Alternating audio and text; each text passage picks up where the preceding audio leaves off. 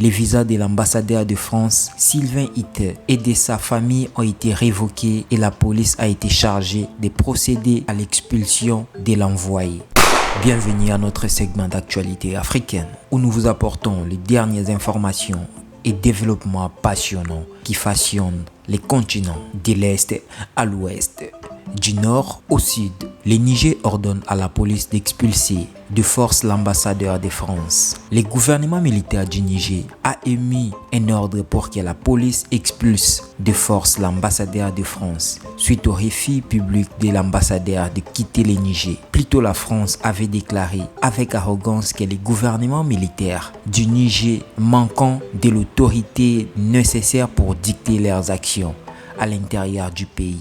Les dirigeants du coup d'État adoptent une stratégie similaire à celle des pays voisins, comme le Mali et le Burkina Faso. Se distancier de l'ancienne puissance coloniale à la région face à la montée du sentiment anti-français dans le centre-ouest. Se distancier à l'ancienne puissance coloniale de la région face à la montée du sentiment anti-français dans le centre-ouest. Et en Afrique du Nord, les visas de l'ambassadeur de France, Sylvain Itte, et de sa famille ont été révoqués et la police a été chargée de procéder à l'expulsion de l'envoyé. Cette directive a été annoncée dans un communiqué officiel en date du 29 août par les autorités nigériennes et confirmée comme authentique par les chefs de la communication en réponse aux actions de la France jugées contraires aux intérêts du Niger. Le gouvernement militaire du Niger a ordonné son départ du pays dans les 48 heures. Cette action comprend notamment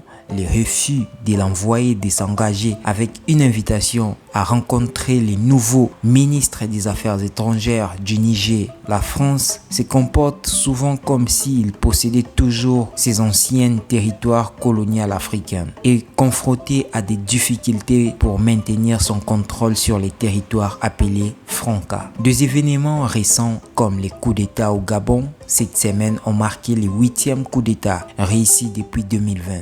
En Occident et en Afrique centrale, collectivement connus sous le nom de France-Afrique. De nombreuses personnes à travers le continent perçoivent cette vague de coups d'État comme une nouvelle lutte pour l'indépendance de la France et des grandes puissances occidentales qui beaucoup tiennent pour responsabilité de l'exploitation des ressources naturelles et du détournement de leurs économies. Faites-nous savoir dans les commentaires ci-dessus si vous avez trouvé cette vidéo informative et laissez-nous en commentaire qu'est-ce que vous pensez.